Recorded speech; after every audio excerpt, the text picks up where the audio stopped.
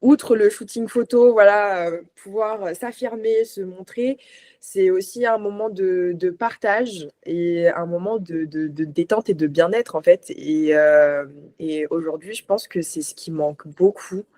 On se laisse trop aller, on pense, voilà, encore aux autres et on se met vachement de côté. Et du coup, pouvoir apporter ça aux femmes, c'est vraiment génial. De salarié à entrepreneur, du SMIC à millionnaire, Fille de Mars est l'émission du mois de mars à ne pas louper pour une bonne dose d'inspiration. Du 1er au 31, retrouve une femme par jour qui nous dévoile qui elle est, son histoire et des conseils de folie qui vont te faire passer au niveau supérieur. Fille de Mars, c'est des interviews exclusives avec des femmes d'horizons différents qui te montrent que tout est possible, que les femmes peuvent suivre leur propre chemin du moment qu'elles se choisissent et qu'elles passent à l'action. Bonjour et bienvenue à toutes dans ce nouvel épisode de Filles de Mars.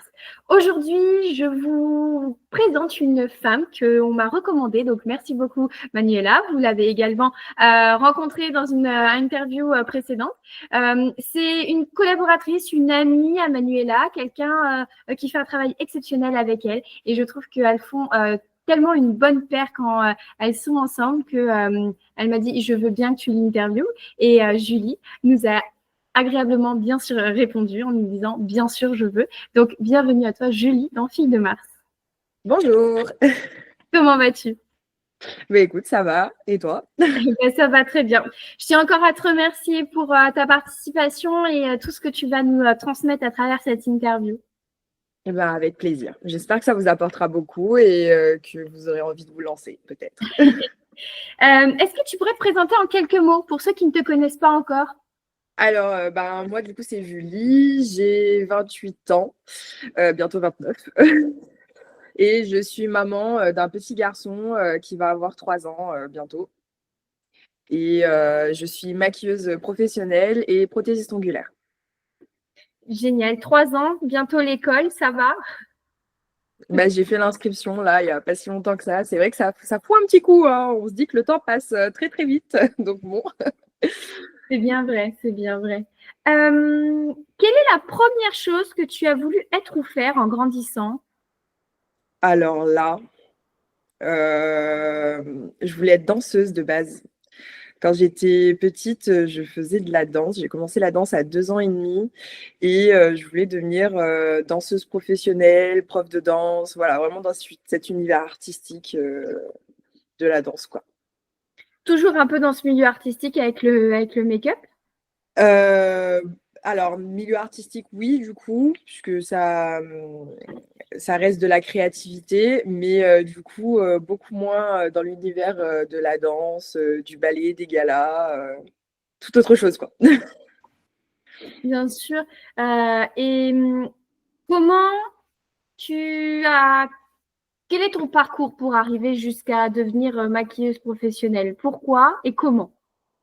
Alors, ça s'est fait il n'y a pas si longtemps que ça, que j'ai ouvert mon entreprise. Le déclic, ça a été en fait ma grossesse. Donc, j'ai commencé à travailler dès mes 18 ans. Donc, j'étais dans la vente, donc complètement rien à voir. Ensuite, j'ai fait pendant très longtemps de la restauration et tout ce qui est barmaid en boîte de nuit. Et puis, le fait de rencontrer mon conjoint et qu'on ait du coup cette stabilité, cette vie de famille, m'a fait comprendre que à un moment donné, je ne pouvais pas continuer dans la restauration, surtout qu'avec les horaires compliqués et tout. Et j'ai toujours aimé ce côté, voilà, j'ai toujours été très créative, plutôt artistique, on va dire. Et donc, notamment, quand on travaillait avec mes copines, avant d'aller en soirée, on se préparait à la maison. Donc, je les maquillais, forcément. Il y avait toujours ce petit côté relié au maquillage. De toute façon, je me suis toujours dit, c'est soit dans la mode, soit voilà. Donc, on reste un petit peu dans ce monde de la beauté, on va dire. Et du coup, c'est vraiment voilà, quand j'ai été enceinte que je me suis dit, il faut que je trouve quelque chose à faire. Donc, ça a été très compliqué au début de savoir réellement comment je me lance, dans quoi je me lance. Et c'est comme ça que je me suis dit, mais en fait, fais ce que t'aimes, quoi. Exactement. Fais ce que Voilà, tu aimes. Tu as bien c'est ça. raison.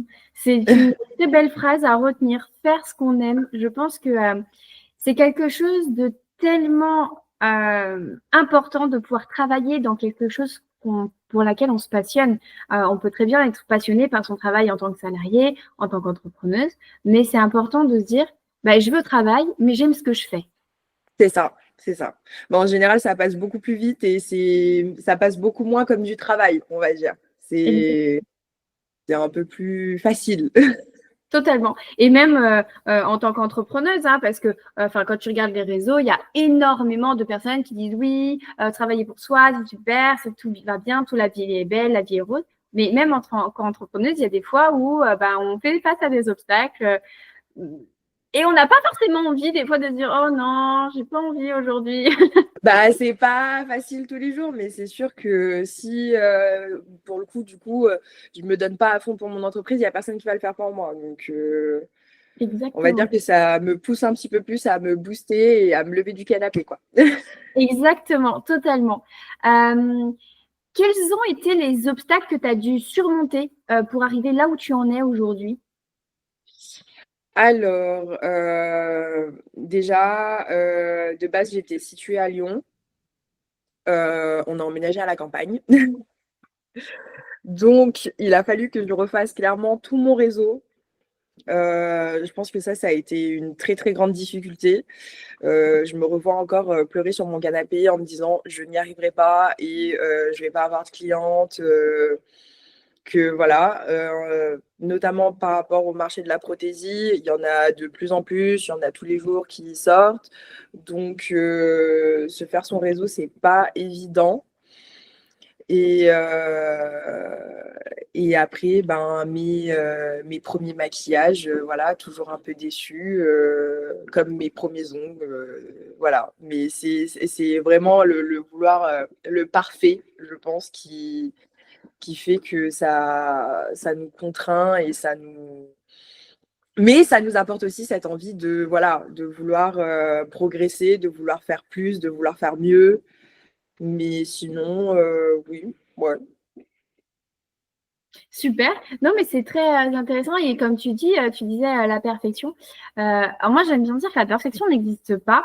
Alors, c'est très ironique, hein, si tu connais un peu l'astrologie d'une ascendante vierge de dire ça, mais la perfection, elle n'existe pas dans le sens où quand tu atteins la perfection déjà, ça veut dire que tu n'as plus rien à apprendre. Et donc, potentiellement, tu... Exactement. Ouais, je suis d'accord. Et c'est triste de ne plus apprendre. Enfin, après, j'aime beaucoup apprendre. Bon, voilà, mais il y a toujours quelque chose à apprendre dans la vie. Et se dire qu'on veut la perfection, ça voudrait dire qu'on est arrivé à un tel point d'expertise, de satisfaction totale, qu'en fait, plus rien peut nous surprendre. Et je trouve que C'est ne ça. pas être surpris dans la vie, c'est aussi ce manque un peu de joie. La joie, ça vient aussi d'être surpris de la vie, des événements qui peuvent arriver, des surprises. Et ça fait toujours son petit effet, quoi. Mm. C'est vrai. Non, Donc, mais on veut toujours cette quête hein, de perfection, que tout soit beau, bah, cette quête du bonheur, hein, clairement. Mais c'est vrai que si on l'atteint, je pense que notre vie serait un petit peu ennuyante. totalement. Je suis d'accord avec toi. Je suis totalement d'accord avec toi. D'ailleurs, est-ce qu'il y a des personnes ou des événements qui t'ont particulièrement influencé dans ta vie pour arriver à entreprendre, à quitter le monde du salariat pour un monde un petit peu plus fluctuant, mais dans lequel tu te sens bien? Alors là, comme ça, j'ai pas forcément d'idée en tête. Le premier exemple qui me viendrait, c'est ma mère, parce qu'elle m'a toujours élevée toute seule. Donc, je la vois comme une femme forte, ce qui fait que voilà, ça a toujours été un exemple pour moi et en fait, à chaque fois, je me dis: «Mais si d'autres y arrivent, pourquoi pas moi?» C'est voilà, j'ai pas forcément, voilà, trop d'exemples, en tête, mais le fait de voir, voilà, sur, les réseaux sociaux, certaines femmes, surtout des mamans célibataires, de me dire qu'elles arrivent, voilà, à allier, leur vie de maman, leur rôle de maman et leur rôle de girl boss, ben, je me dis en fait tout le monde si tout le monde s'en donne les moyens, enfin si la personne s'en donne les moyens, on peut clairement y arriver, quoi. Totalement. Tu as totalement raison. c'est aussi en se mettant des fois un coup de pied au cul soi-même et en passant à l'action que de toute façon ça changera et qu'on pourra créer nos propres rêves en fait. C'est ça. Donc mettez-vous des coups de pied au cul les filles, mettez-vous des coups de pied. Clairement, très bon conseil. Est-ce que tu as déjà échoué dans un projet ou une étape importante dans ta vie? Alors, alors, je dirais que non, parce que je considère que toutes mes défaites, enfin, tous mes échecs sont une leçon. C'est que si c'est pas arrivé là, c'est que c'est pour beaucoup mieux plus tard. J'ai un peu cette vision-là de pensée. Après, on a entrepris quelques projets avec Manu qui, du coup, n'ont pas forcément abouti. Déçus, pas forcément, parce que on veut toujours plus. Donc, on reste jamais sur cet échec. Mais là, comme ça, pas forcément. Après, peut-être aussi au niveau des rendez-vous, bah, des fois, ça ne matche pas. J'ai certaines mariées avec qui j'ai fait des essais, ça n'a pas fonctionné. Mais on va dire que je restais plutôt positive dans le sens où bah, ça ne matche pas avec elle, mais ça ne veut pas dire que ça ne va pas matcher avec une autre. Et je le vois parce que bah, j'ai quand même des rendez-vous, j'ai quand même d'autres mariés, j'ai fait plein de mariés, même si certaines gens, je ne les ai pas fait, ben, c'est pas grave. Mais c'est sûr que sur le moment, c'est dur. Quand tu sors de ton rendez-vous et que ben, tu sais que voilà, elle n'est pas satisfaite, je ne suis pas satisfaite non plus. C'est toujours un peu difficile, mais pour le coup, ça me fait progresser.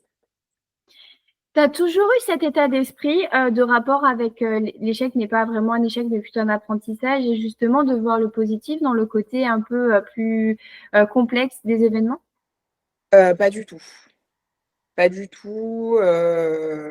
C'est un état d'esprit que je dirais que j'ai depuis que je suis maman Mm. et surtout depuis que j'ai mon entreprise aussi.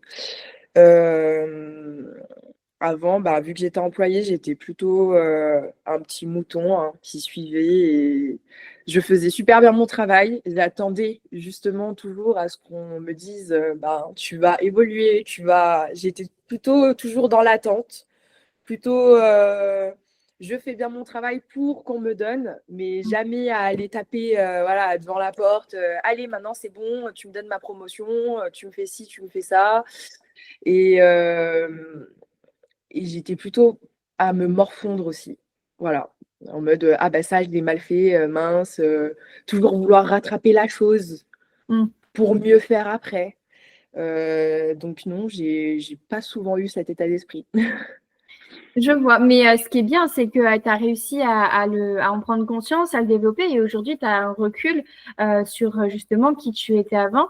Et je trouve que c'est super d'entendre des femmes parler de qui elles étaient avant et de qui elles sont maintenant, parce que du coup, ça veut dire que on peut arriver à avoir un autre état d'esprit, on peut arriver à voir les choses différemment, même s'il y a des événements sur le coup, on les trouve durs, on les trouve compliqués, on a Oui, l'impression qu'on va jamais s'en sortir. Et puis quelques jours, semaines ou mois après, on se dit, ah, mais en fait, merci d'avoir eu cette expérience dans ma vie, ça m'a renforcée et du coup, j'ai pu évoluer, grandir et voir les choses autrement. c'est ça. Ça met du temps. Il faut vraiment du temps, de la patience, mais surtout beaucoup de... Comment appeler ça? Je dirais pas de la compassion pour soi, mais être, oui, être patient avec soi-même. J'arrive pas à trouver le terme, je l'ai sur le bout de la langue, mais il veut pas sortir. C'est vraiment Bienveillant, être indulgent, indulgent avec soi. Voilà. totalement. C'est important. On est souvent en train tout le temps en train de s'autocritiquer soi-même. Des fois, on va dans les extrêmes. Mais quand, par exemple, la même situation se passe chez une amie à nous ou chez quelqu'un, on va être là à le rassurer, à lui donner des conseils, à être là. Pourquoi on le fait pas pour nous? Bah, on a souvent, c'est souvent fais ce que je te dis, mais pas ce que je fais, quoi. C'est souvent ça. On est souvent, même, enfin, même moi encore aujourd'hui, je pense, j'arrive à avoir cet état d'esprit OK, mais c'est vrai que sur le moment T, des fois, voilà, c'est compliqué. Mais faut être patient, faut être indulgent, c'est ça. Exactement, exactement. Soyez indulgente envers vous. Je pense, la meilleure chose à faire est de pas trop s'autocritiquer. Ok, bah, vous avez été dans une mauvaise passe, vous avez crié, vous avez pleuré, vous avez pas été productif, bah, c'est pas grave, ça arrive. Et le principal, c'est ok, bah tant pis. Ce sera pour une prochaine fois. Je les ferai C'est demain. ça, exactement. En général, s'il y a un échec, c'est pas pour rien, moi, je le dis. C'est que plus gros et plus beau arrive pour après. Exactement. L'échec n'est qu'un apprentissage de la vie et après, pour avoir quelque chose d'encore meilleur après. Quel conseil tu pourrais donner à une femme qui aujourd'hui hésite à sortir des sentiers battus, à prendre un risque? Alors, question quand même un petit peu difficile. Alors, bah déjà, qu'elle soit indulgente avec elle-même, qu'il faut pas qu'elle se morfondre sur son sort et qu'elle ne se laisse pas aller. Je pense que c'est le plus important, qu'elle se dise que la vie, elle continue.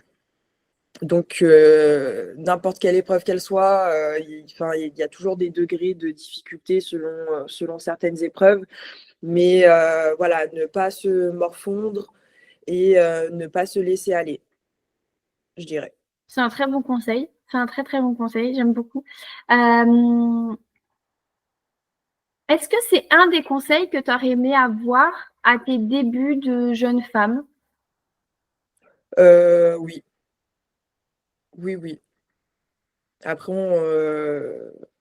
surtout se faire confiance, je pense. Hmm.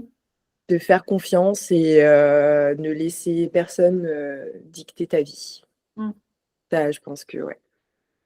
Ça, je pense que c'est tellement important de remettre de la confiance en sa personne et se dire, ok, j'entends tes conseils, Tata Ginette, mais Moi, je je vois vais- les choses différemment. Voilà, voilà, c'est ça. pour une fois, je vais suivre mon intuition et je vais me faire confiance. Et C'est puis, ça. C'est la semaine prochaine, on exactement ça. verra.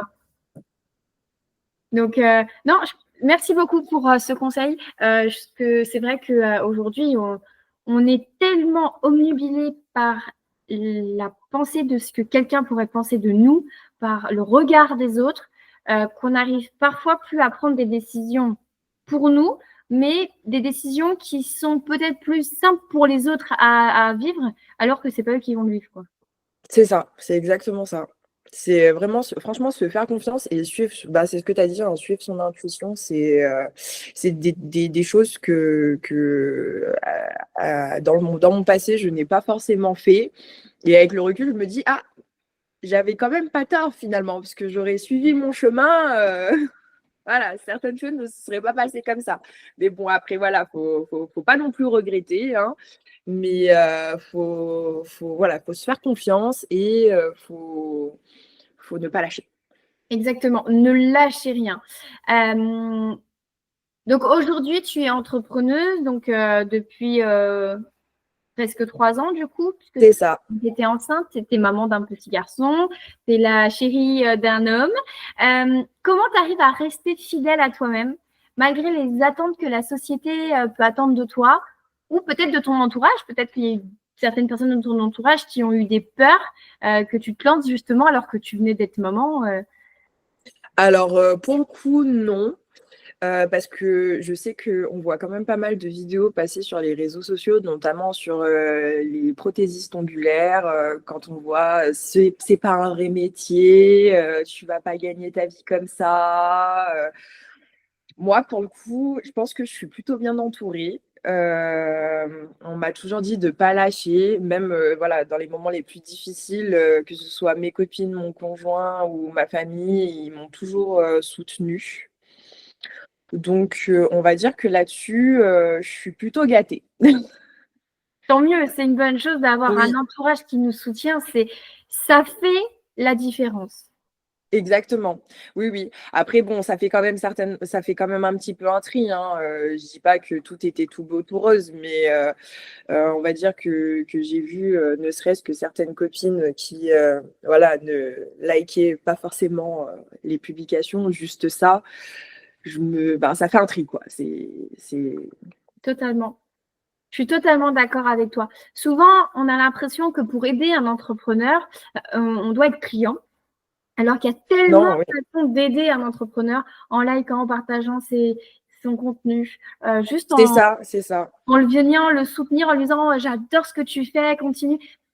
On a l'impression que c'est rien pour la personne qui le fait, mais pour la personne qui reçoit, c'est quelque chose vraiment ça nous permet de continuer et de se dire, au moins elle voit mon travail. Au moins lui, C'est il ça, voit mon travail. exactement.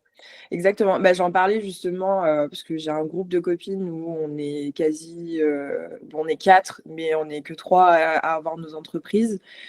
Et on en discutait justement. Et elles ont toujours été là pour moi. Elles m'ont servi de modèle et tout. Et aujourd'hui, elles me disent, Julie, on voit grave l'évolution dans ton travail.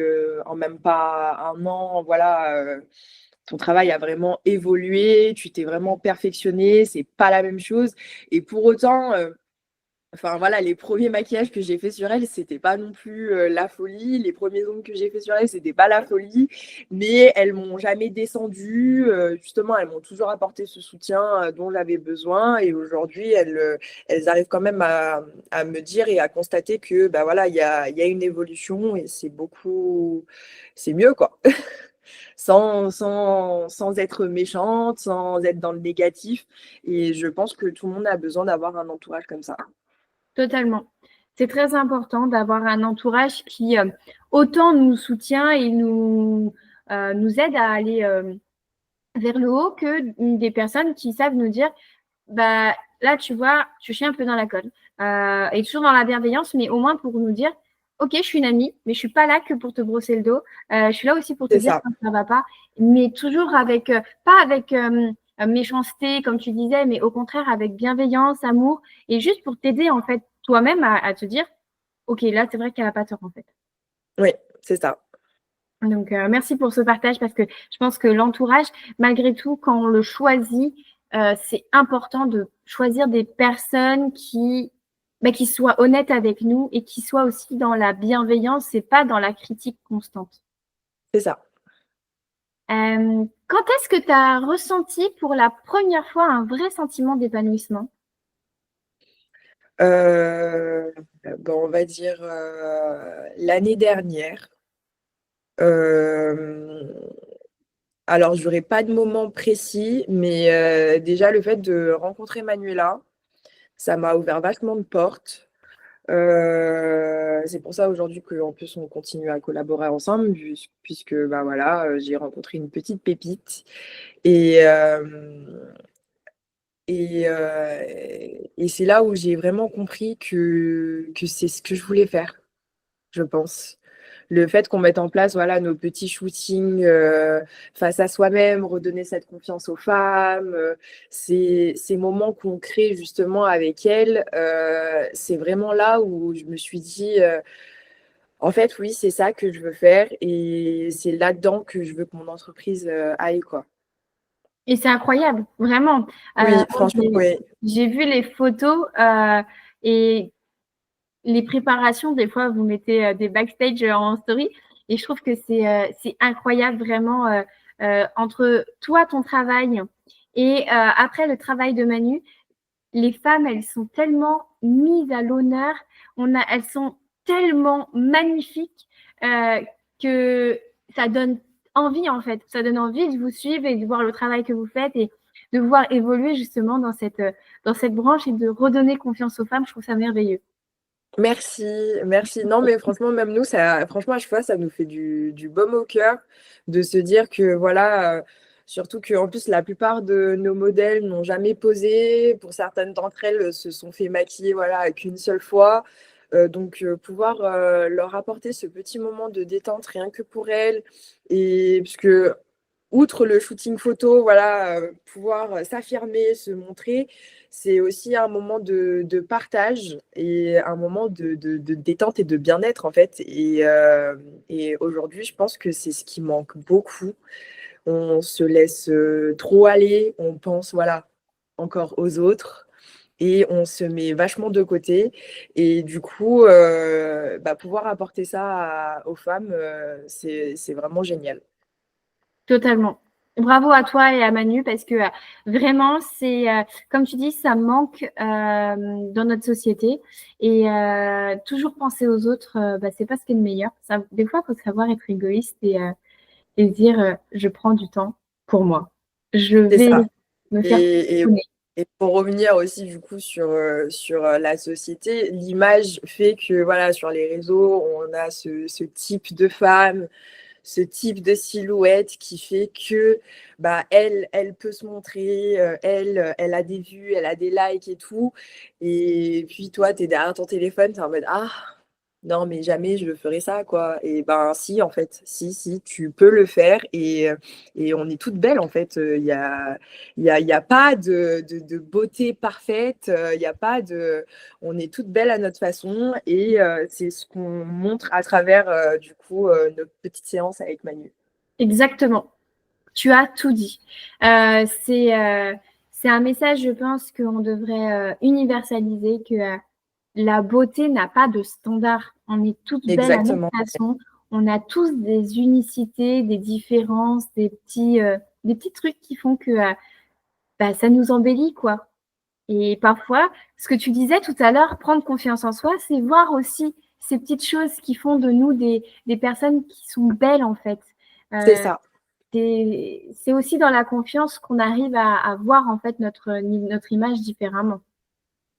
Donc, merci de participer à cette quête de vouloir redonner confiance aux femmes et qu'elles puissent enfin, comme tu disais, s'affirmer, se montrer, s'exprimer. Vous avez comment ça s'appelle? Une mission vraiment que j'adore. Merci. Est-ce que tu aurais une anecdote marquante qui t'a appris une grande leçon de vie? Quelque chose qui, aujourd'hui, sans cette anecdote, tu serais peut-être pas la femme que tu es. Euh, Alors, je réfléchis un petit peu. Hmm, Je sais pas. J'ai pas forcément de... Non, j'ai pas forcément d'anecdote. Plus... Ouais, non. Pas forcément, non. C'est vraiment, on va dire, une généralité sur mon vécu, sur que réellement un moment précis qui a fait que. Mhm. Je pense que j'ai vraiment grandi dans chaque étape de ma vie. Donc, non, pas particulièrement. Eh ben, c'est parfait, c'est très bien. Et je trouve que c'est pour nous une bonne leçon, enfin, en tout cas pour moi, et j'invite vraiment nos auditrices à aller voir, à nous dire si elles le ressentent comme moi. Mais moi, du coup, ce que je vois, c'est que c'est une femme qui a vécu des choses, comme toute personne, et qui aujourd'hui voit que chaque étape était importante et qu'elle t'a emmené là où tu es et qu'elles font la femme que tu es aujourd'hui. C'est ça. Et ça, je trouve ça génial d'avoir justement ce recul sur sa propre vie, sur son propre parcours, de se dire, OK, j'ai vécu des choses, c'est OK, j'ai vécu des choses qui parfois étaient compliquées, qui étaient parfois très dures, mais je me sens bien dans ma vie et peut-être que je ne ferai pas les choses différemment, peut-être que je les ferai comme elles sont aujourd'hui. Bah, moi, oui, parce que, alors, fut un temps, je pense que j'aurais dit, je veux recommencer ma vie à zéro et je referai pas les mêmes erreurs. Mais pour le coup, en fait, je me dis, mais si on fait ça, je serai pas là où j'en suis aujourd'hui. Donc non, faut pas recommencer à zéro. Eh ben, bravo à toi, vraiment. Parce que aujourd'hui, je pense qu'avoir ce recul nécessaire et de se dire, je ne recommencerai pas ma vie sans ces erreurs-là, c'est avoir quand même pris conscience qu'aujourd'hui, tu te sens bien dans ta vie, tu es heureuse.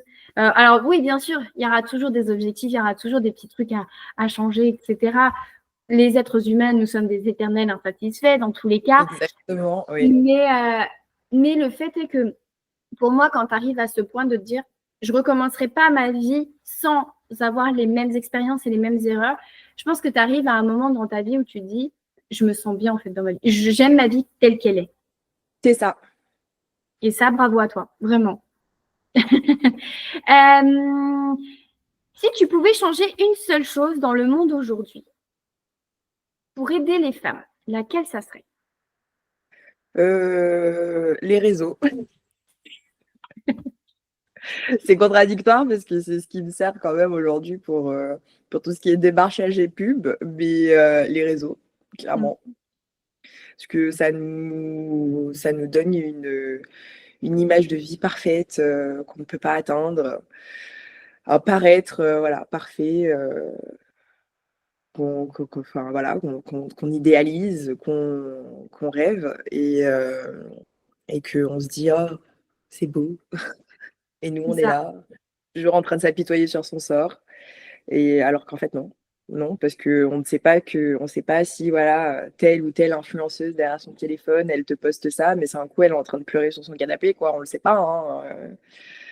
exactement. Donc voilà, voilà, cette image de paraître, de vouloir montrer. Et c'est un peu aussi, du coup, mettre en concurrence voilà, les femmes. Oui, Elle est telle qu'elle, elle a un physique comme ça, elle a un physique comme ça. Voilà, c'est ces histoires de comparaison, de exactement. paraître.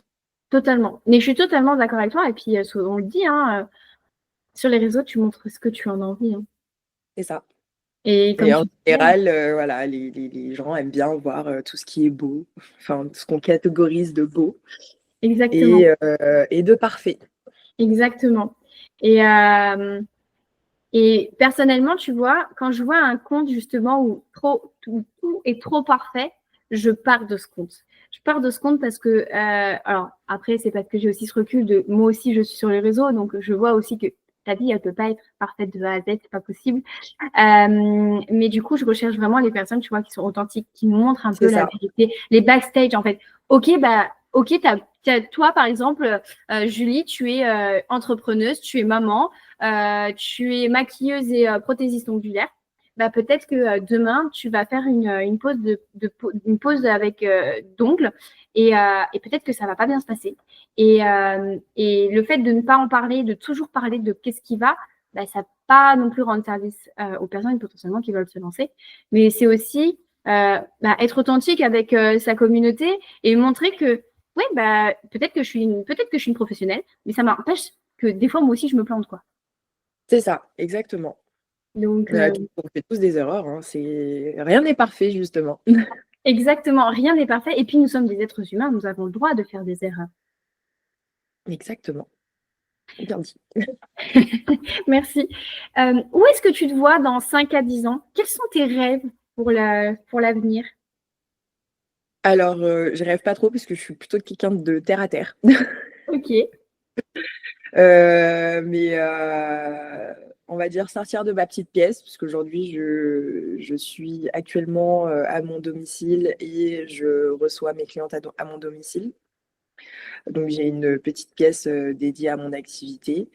Donc voilà, avoir vraiment mon propre salon, vraiment mon entité, quoi. Et ma petite empire, hein. eh ben, on te le souhaite, on te le souhaite. Et puis, alors, je t'ai pas encore demandé, et je pense qu'on dira à la fin l'adresse de là où on peut te trouver. Mais du coup, ce sera avec plaisir qu'un jour, si je passe dans le coin de là où tu es, venir te voir et pouvoir me faire poser des ongles par toi ou me maquiller. Ça, c'est Au choix, et même les deux, hein. On peut voilà, faire une après-midi full détente et full on prend soin de toi. exactement. Quelle est ta définition personnelle du succès? Euh, de succès, je dirais se faire confiance et rester dans ses propres valeurs. Ok.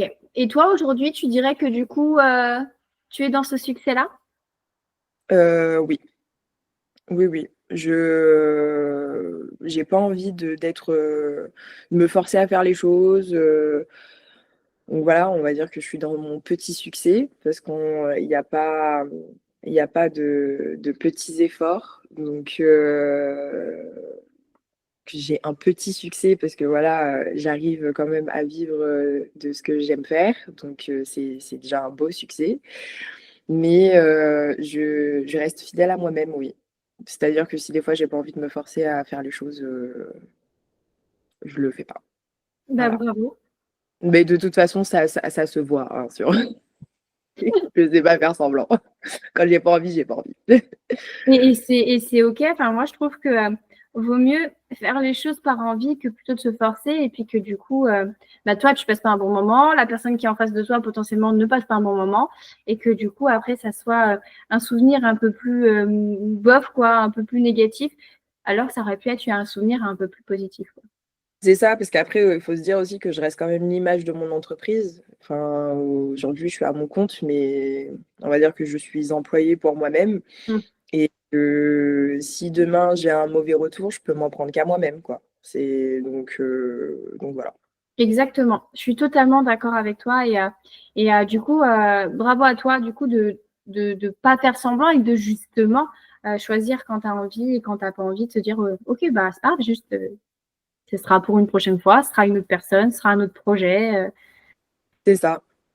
Des fois, ça passe et des fois, ça passe pas. De toute façon, on peut pas plaire à tout le monde tout le temps. Donc, Exactement, exactement. Ouais, bah, c'est bien ce que je disais. Voilà, bien que des fois, voilà, je suis déçue, ben, notamment voilà, quand j'arrive pas à booker une mariée parce que voilà, on n'a pas réussi à s'entendre ou voilà, la prestation ne lui a pas plu. Ça me fout toujours un petit coup au moral, bien entendu, mais je me dis, c'est pas grave, ça va pas matcher, quoi. C'est exactement. que il y en aura quand même d'autres avec qui ça va matcher et ce sera justement encore plus beau et voilà. Exactement, je suis totalement d'accord avec toi et bravo pour ça. Parce que en tant qu'entrepreneuse, des fois, et surtout, je pense, dans les services, on se dit non, mais il faut que j'accepte, il faut que j'accepte parce que bon, ça reste de l'argent, etc. Oui, mais est-ce que du coup, derrière, le service sera toujours aussi incroyable que si ça aurait été fait avec plaisir, envie des deux côtés? Ah mais ça c'est sûr que non, parce que moi je pars du principe que le métier que je fais est clairement un métier passion. Donc, si j'y vais déjà avec une appréhension, je sais très bien que mon travail ne sera pas le même que si j'y vais, voilà, avec envie, avec enthousiasme. Je sais que voilà, dès le début, ça se passe bien de A à Z. Si voilà, si j'y vais déjà avec une boule au ventre, c'est sûr que je vais pas donner le même travail que si j'y vais à fond. Exactement, je suis totalement d'accord avec toi.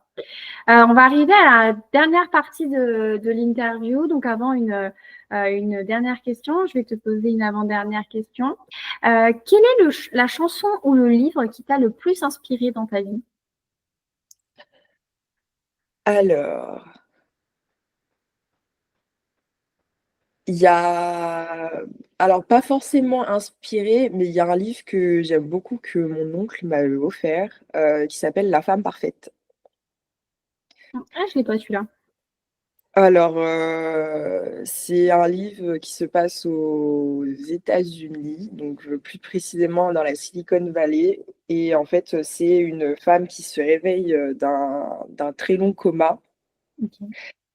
et qui du coup a eu un accident, donc elle re-rentre chez elle, mais elle, se rend compte que, elle reconnaît en fait, l'endroit où elle vit, les personnes avec qui elle est autour d'elle et tout, mais elle sent qu'il y a quelque chose qui est différent. Et en fait, ça parle un petit peu, bah, de tout ce qui se passe un peu aujourd'hui par rapport à l'IA, et tout. Parce qu'en fait, à la fin du livre, elle se rend compte que, voilà, après avoir vécu plusieurs étapes, elle prend trop d'espace et elle, commence à vraiment comprendre qui elle est après cet accident. Et du coup, elle décide de quitter, voilà, là où elle vit. Donc elle a un fils, son conjoint et tout. Elle décide de le quitter et voilà, pour, pouvoir voler de ses propres ailes. Sauf qu'elle se fait rattraper puisque en fait, ce n'est qu'un robot. Ce n'est qu'un D'accord. robot et en fait, on apprend dans le livre que son homme travaille à la Silicon Valley, donc dans une grande entreprise et il travaillait sur un prototype, du coup, de robot et suite à l'accident de sa femme, donc qui était décédée, il a pas voulu, en fait, la lâcher Et il s'est dit, je vais reprendre, je crois, un de ses organes, donc je ne sais pas si c'est son cœur, son cerveau ou quelque chose. Donc il le reprend, il le reconnecte à ce robot et il se dit, je vais en créer la femme parfaite grâce à ça. Et encore une fois, on revient sur le fait que, à vouloir créer le parfait, ça, voilà. Le naturel revient au galop, elle a voulu se dispatcher de tout ça et Je suis voilà. tellement d'accord. Ce livre a Je l'air sais pas super. trop si c'est trop bien résumé, mais je sais que ce Pour livre moi, m'avait c'est très bien marqué. résumé et je mettrai le lien de ce livre en description pour que les femmes qui veulent bien sûr se procurer ce livre et potentiellement le lire puissent le faire. Et je pense que c'est un très bon livre avec une très belle histoire et une très belle leçon à apprendre. C'est ça. Après, voilà, bon, j'ai un peu spoilé la fin, mais clairement, en fait, tous les passages du livre sont très intéressants. Moi, je sais parce que c'est quand même un gros pavé, et je me rappelle que je m'étais vraiment transportée dans ce livre, et c'est vraiment qu'on arrive vraiment à s'attacher à toutes les émotions qu'elle ressent. On arrive à se retrouver vraiment dans toutes ces émotions et tout. Et du coup, la chute est très waouh. Ça nous ah oui, ok, d'accord. Oui, je me doute bien que ça doit être intriguant et j'aime bien un peu les livres où vraiment il y a une intrigue derrière et de se dire ah mais c'est un robot. Ah d'accord. Ah, ok. Ouais, voilà. En fait, elle existe. Ah, d'accord. C'est ça, c'est exactement ça. Merci en tout cas pour ce partage parce que c'est souvent soit les chansons, soit les livres, ils ont, comme tu disais, tu vois, c'est ton oncle qui te l'a offert. Et je pense qu'il n'y a pas de hasard au fait que toi, tu aies lu ce livre et que tu nous en parles aujourd'hui. Donc, je te remercie beaucoup pour ce partage. Après, il y en aurait plein d'autres parce que après, je lis plus vachement des livres sur le développement personnel. Mais c'est vrai que là, dans les histoires un petit peu plus fantastiques, ça va être celui-là.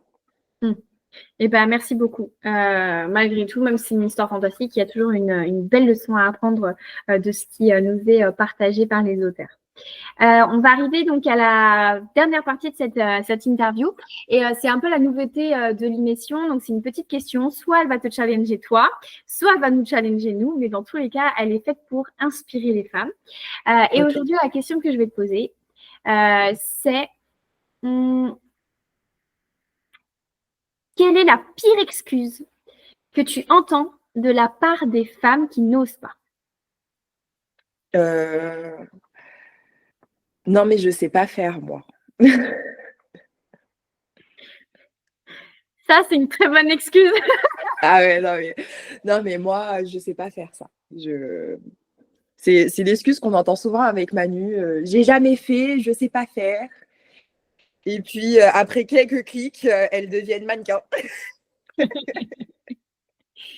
Mais c'est incroyable de dire oui, mais je sais pas faire. Mais c'est pas grave de pas savoir faire. Essaie quoi. Faut essayer. Faut essayer, clairement. C'est important de pas rester sur oui, mais si j'avais su, je l'aurais fait et peut-être que ça aurait changé quelque chose. Bah, essaye. Et C'est ça. C'est exactement ça.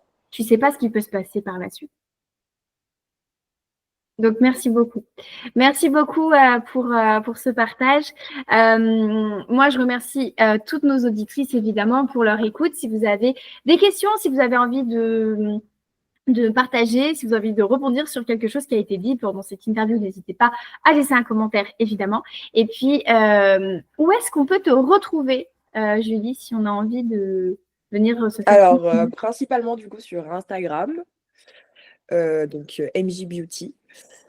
Et donc, après, mes réseaux sont un peu reliés. Donc, Instagram, Facebook. Sur TikTok aussi, j'y suis un petit peu moins. J'essaye, mais on va dire que la plateforme est un petit peu plus difficile au niveau de l'algorithme. Donc, je ne suis pas très adaptée dessus. Et sinon, on me retrouve dans le 38, dans l'Isère, à Chissieux. À tes souhaits. Pardon, merci.